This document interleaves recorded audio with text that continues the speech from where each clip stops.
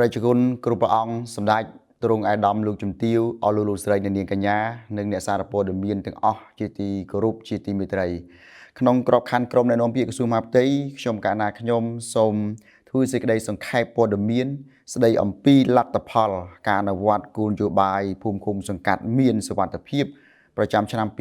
2025ក្នុងដែនសមត្ថកិច្ចរបស់ក្រសួងមហាផ្ទៃជាទស្សនវិជ្ជារួមក្នុងឆ្នាំ2025កន្លងទៅបរិស្ថានសន្តិសុខស្ដាប់ធ្នាប់និងរបៀបរៀបរយសង្គមមានការវិវត្តប្រែប្រួលកាន់តែល្អប្រសើរជាលំដាប់តាមរយៈការចូលរួមនៅក្នុងចលនាអនុវត្តគោលនយោបាយភូមិឃុំសង្កាត់មានសុវត្ថិភាពស្របទៅតាមដែនសមត្ថកិច្ចរបស់ក្រសួងមហាផ្ទៃដែលក្នុងរយៈពេល1ឆ្នាំពេញនេះគឺឆ្នាំ2025បានចាត់តាំងអនុវត្តយ៉ាងស្រស័ក្តិស្រសាមផលផុសដោយទទួលបានលទ្ធផលសង្ខេបមួយចំនួនដែលខ្ញុំកាលណាខ្ញុំសូមប្រគិនក៏ដូចជាគោរពជំរាបជូនដូចតទៅទី1ការងារផ្សព្វផ្សាយផែនការរយៈពេល1ឆ្នាំ2025នេះសមាជិកពាក់ព័ន្ធទាំងអស់បានបន្តជំរុញការងារផ្សព្វផ្សាយអំពីខ្លឹមសារលក្ខណៈសម្បត្តិទាំង7ចំណុចរបស់គោលនយោបាយភូមិឃុំសង្កាត់មានសុវត្ថិភាពនិងគោលការណ៍វិធានការនានារបស់រាជរដ្ឋាភិបាលបានយ៉ាងសកម្មផលផុសតាមគ្រប់មធ្យោបាយគ្រប់រូបភាពនិងគ្រប់ទីកន្លែងដែលសកម្មភាពផ្សព្វផ្សាយនៅទូទាំងប្រទេសសរុបមានចំនួន23949លើក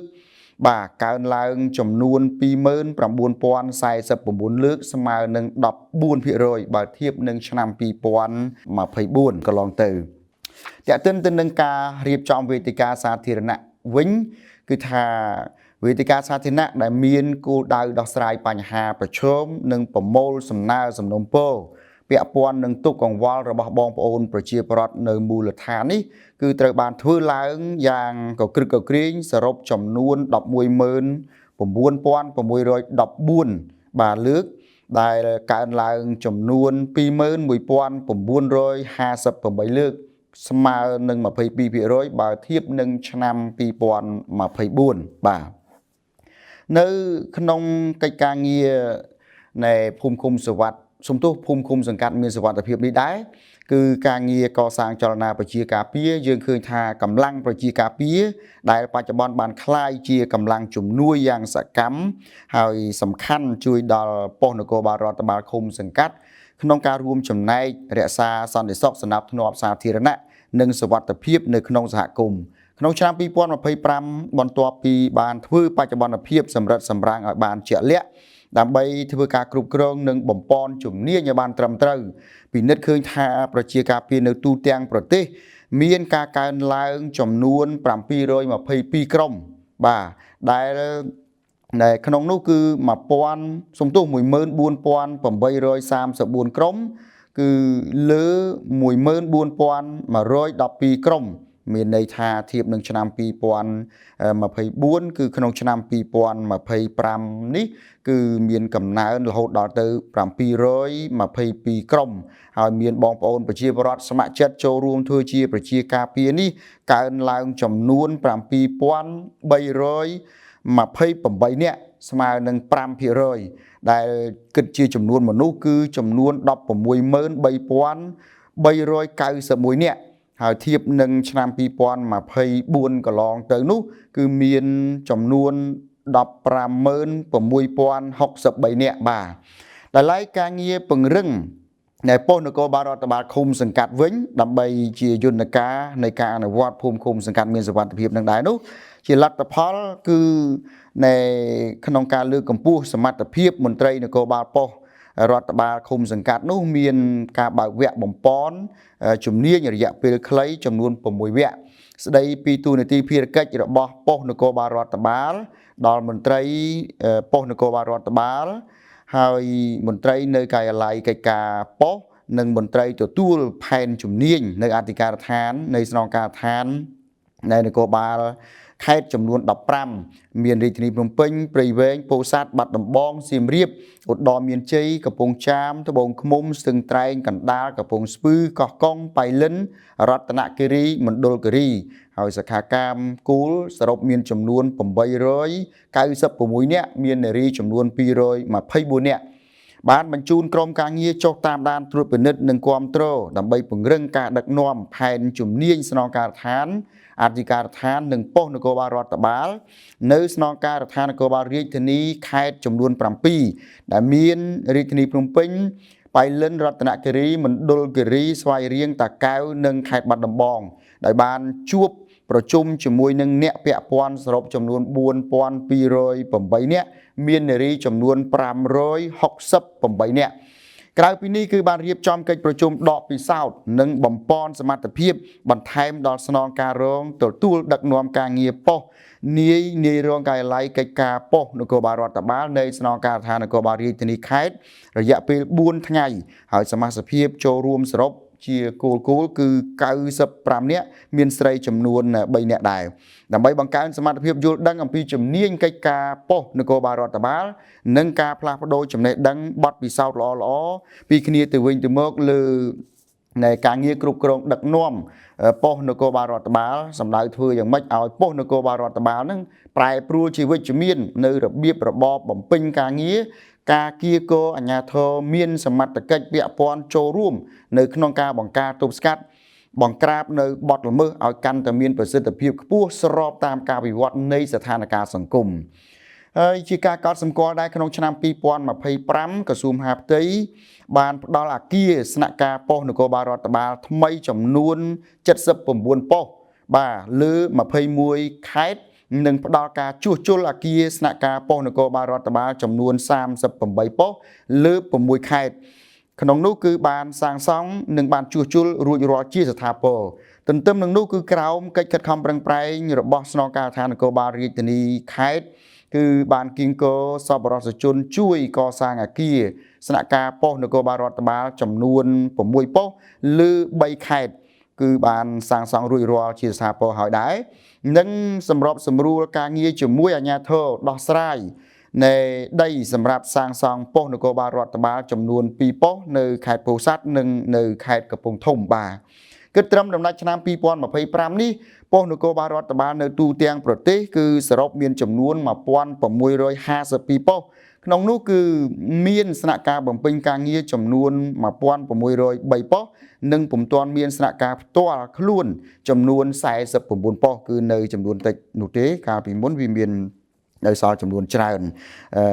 ដែលមិនទាន់មានស្នាក់ការផ្ទាល់ខ្លួនបាទជាការបន្តទៅនេះខ្ញុំសូមលើកឡើងអំពីលទ្ធផលនៃការអនុវត្តបា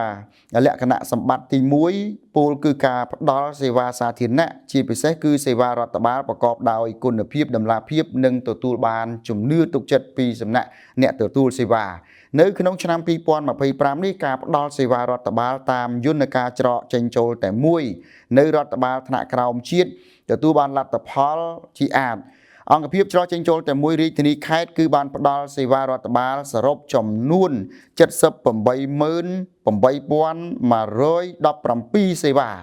និងទទួលបានចំណូលសរុបចំនួន146,244លាន350,061រៀលគុតដែលស្មើនឹងដុល្លារនោះគឺចំនួន36លាន561,087ដុល្លារនិង51សេនបាទកាយឡៃច្រកចេញចូលតែមួយក្រុងស្រុកខណ្ឌគឺបានផ្ដល់សេវារដ្ឋបាលសរុបចំនួន3,946,347សេវាច្រើនណាស់បាទនិងទទួលបានចំណូលសរុប11,899លាន878,403រៀលគុតដែលស្មើនឹងដុល្លារ2,974,969ដុល្លារនិង60សេនទន្ទឹមនឹងនេះការិយាល័យប្រជាពលរដ្ឋនៅថ្នាក់រាជធានីខេត្តបានទទួលបណ្ដឹងនិងព័ត៌មានផ្សេងពីបងប្អូនប្រជាពលរដ្ឋដែលជាអ្នកទទួលសេវានឹងចំនួន2028ករណីដែលក្នុងនោះបណ្ដឹងក្នុងសមត្ថកិច្ចមានចំនួន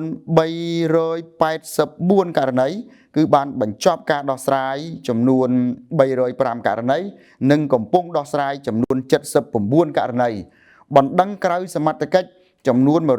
155ករណីនិងព័ត៌មានផ្សេងចំនួន1489ករណីហើយការលើកសរសើរពីសំណាក់បងប្អូនប្រជាពលរដ្ឋជាសំណេរមកហ្នឹងគឺមានចំនួន161ករណីហើយសំណើនិងសំណុំពរចំនួន392ករណីនិងការសាកសួរព័ត៌មានផ្សេង936ករណីចំពោះការិយាល័យប្រជាពលរដ្ឋនៅថ្នាក់ក្រុងស្រុកខណ្ឌបានទទួលបណ្ដឹងនឹងសំណុំពរឬក៏ព័ត៌មានផ្សេងពីបងប្អូនប្រជាពលរដ្ឋសរុបចំនួន45038ករណីក្នុងនោះបណ្ដឹងក្នុងសមត្ថកិច្ច320ករណីបានបញ្ចប់ដោះស្រាយចំនួន272ករណីនិងកំពុងដោះស្រាយចំនួន48ករណីដែលឡែកបណ្ដឹងក្រៅសមត្ថកិច្ចមានចំនួន178ករណីនិងព័ត៌មានផ្សេងសរុបចំនួន44540ករណីបាទពាក់ព័ន្ធទៅនឹងនៃកិច្ចការងារអនុវត្តលក្ខណៈសម្បត្តិទី2នៃគោលនយោបាយភូមិឃុំសង្កាត់មានសុវត្ថិភាពពោលគឺគ្មានបទល្មើសចោរកម្មគ្រឿងញៀនលបែងស៊ីសងខុសច្បាប់និងបទល្មើសគ្រប់ប្រភេទផ្សេងទៀត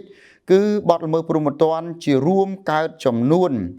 2888ករណីថយចុះចំនួន436លើកដែលស្មើនឹង13%ធៀបនឹងឆ្នាំ2024ក្នុងនោះមានបទឧក្រិដ្ឋកើតឡើងចំនួន641ករណីបទមជ្ឈិមមានចំនួន2247ករណីឬក៏លើកហើយបើយើងបូកដកធៀបជាមួយនឹងឆ្នាំ2024គឺមានការថយចុះចំនួន447លើកស្មើនឹង17ករណីហើយបានដោះស្រាយសភាពការខាងលើនឹងគឺថាកងកម្លាំងមានសមត្ថកិច្ច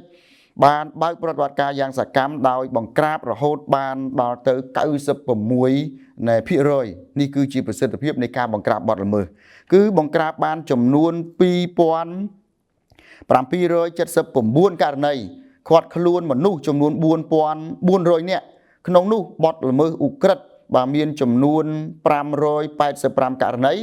ឃាត់ខ្លួនមនុស្សចំនួន1086នាក់បទល្មើសមជ្ឈិមគឺឃាត់សំទោសគឺបង្ក្រាបបានចំនួន2194ករណីឃាត់ខ្លួនមនុស្ស3314នាក់រួមនឹងវត្ថុតាងកសាងសំណុំរឿងបញ្ជូនទៅកាន់តុលាការដើម្បីចាត់នីតិវិធីផ្ដន្ទាទោសនិងប្រកាសទោសមួយទៀតគឺករណីបង្ក្រាបបទល្មើសគ្រឿងញៀន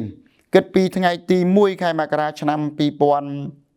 2025ដល់ថ្ងៃទី31ខែធ្នូឆ្នាំ2025គឺបង្ក្រាបសរុបបានចំនួន10743ករណីឃាត់ខ្លួនមនុស្សពាក់ព័ន្ធចំនួន27884នាក់ចាប់យកគ្រឿងញៀនគ្រប់ប្រភេទទម្ងន់សរុប5តោន897គីឡូក្រាមនិងសារធាតុគីមីជាច្រើនប្រភេទទម្ងន់សរុប42តោន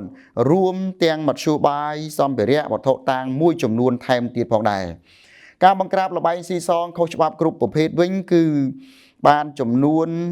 534ករណីឃាត់មនុស្សបានចំនួន1566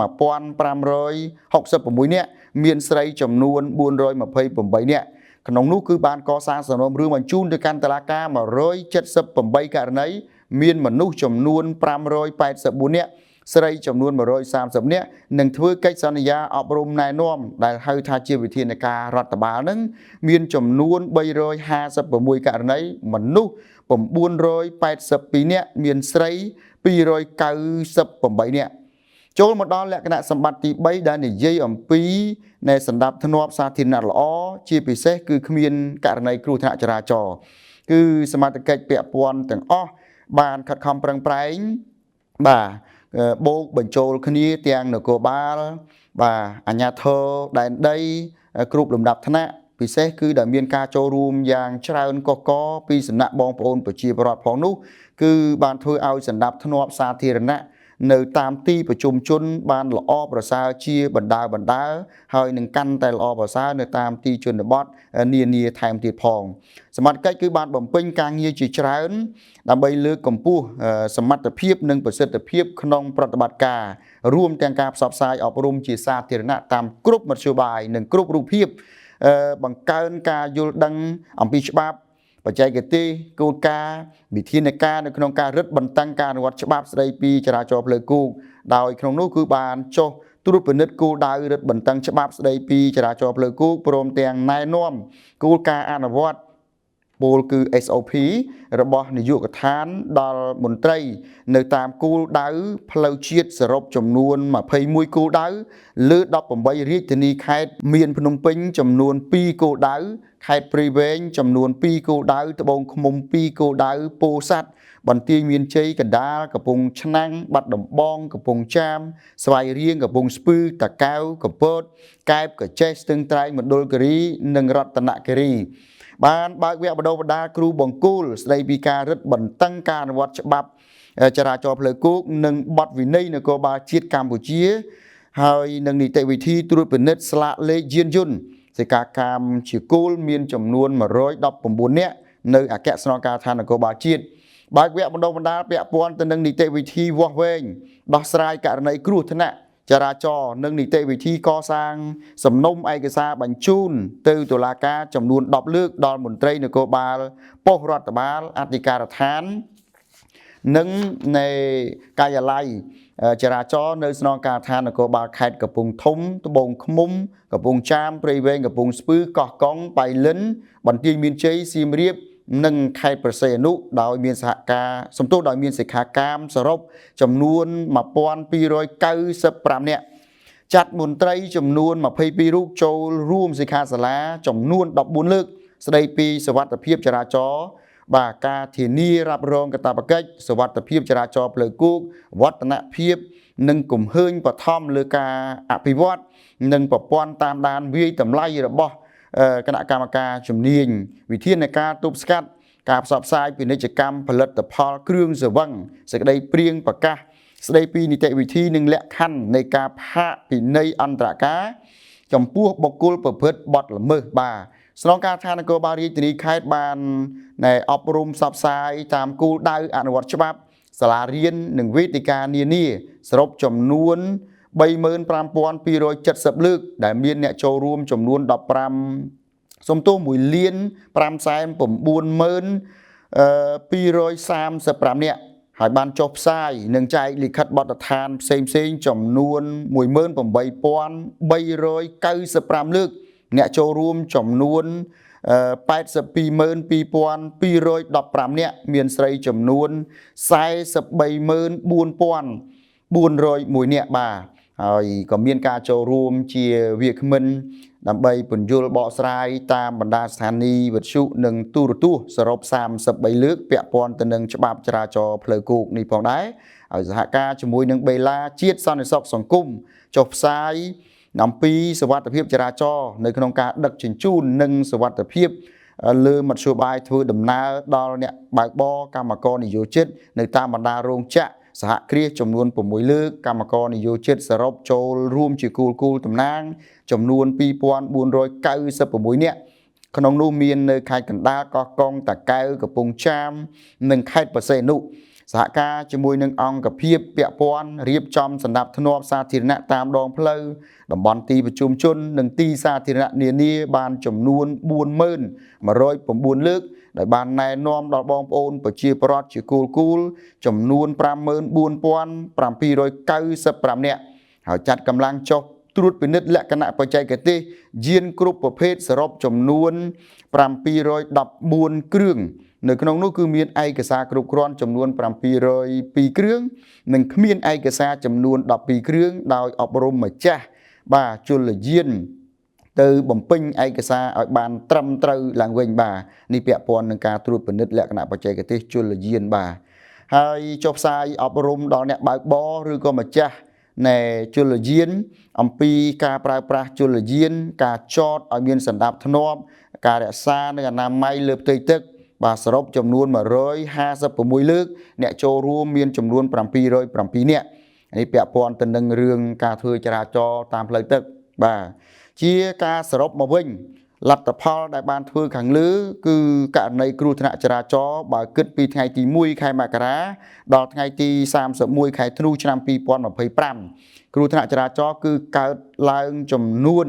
2345លើ 2845 លើកពលគឺថយចុះចំនួន499 លើកស្មើនឹង 18% បើធៀបនឹងឆ្នាំ 2024 បានន័យថាករណីគ្រោះថ្នាក់ចរាចរណ៍មានការថយចុះហើយករណីស្លាប់គឺមានចំនួនដែល 1467 នាក់បាទក្នុងនោះគឺមានការថយចុះចំនួន 42 នាក់ស្មើនឹង 3% ចំណែកឯការរងរបួសពីគ្រោះថ្នាក់ចរាចរណ៍នេះគឺមានចំនួន 3213 នាក់ថយចុះចំនួន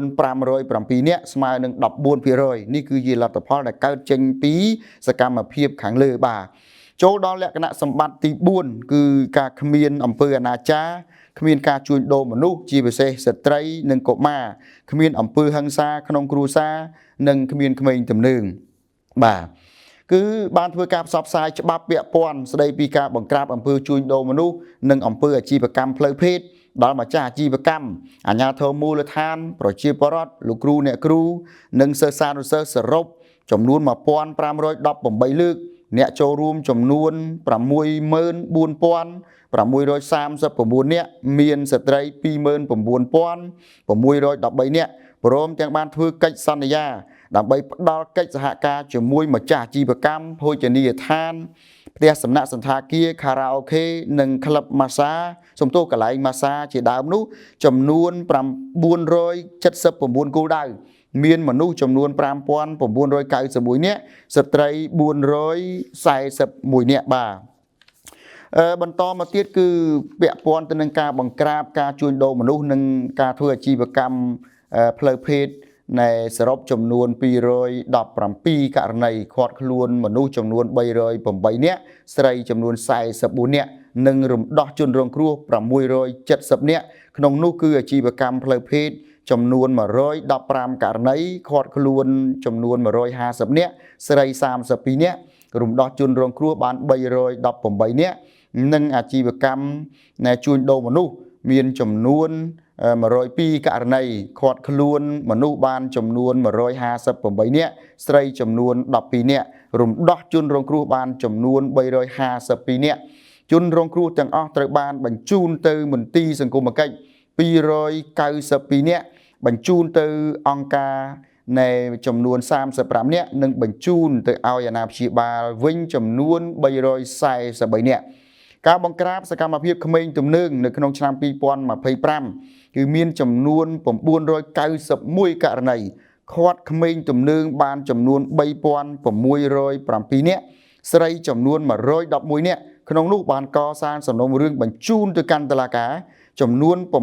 646 ករណីមានមនុស្សចំនួន 2369 នាក់ស្រី 70 នាក់និងអនុវត្តវិធានការរដ្ឋបាលពលគឺអប់រំណែនាំធ្វើកិច្ចសន្យាចំនួន 345 ករណីមនុស្ស 1238 នាក់ស្រីចំនួន 41 នាក់នេះគឺជាលទ្ធផលនៃការអនុវត្តគោលនយោបាយភូមិឃុំសង្កាត់មានសុវត្ថិភាពក្នុងដែនសមត្ថកិច្ចរបស់ក្រសួងមហាផ្ទៃដែលខ្ញុំកណាខ្ញុំសូមអនុញ្ញាតសង្ខេបត្រឹមតែប៉ុណ្ណេះហើយខ្ញុំកណាខ្ញុំនឹងធ្វើសេចក្តីសង្ខេបព័ត៌មានស្តីអំពីលទ្ធផលដែលនៃក្រសួងមហាផ្ទៃបានសម្រេចនៅក្នុងឆ្នាំ 2025 ទាំងមូលជាបន្តបន្ទាប់ទៅទៀតខ្ញុំកណាខ្ញុំសូមក្រាបថ្វាយបង្គំលានិងសូមគោរពលា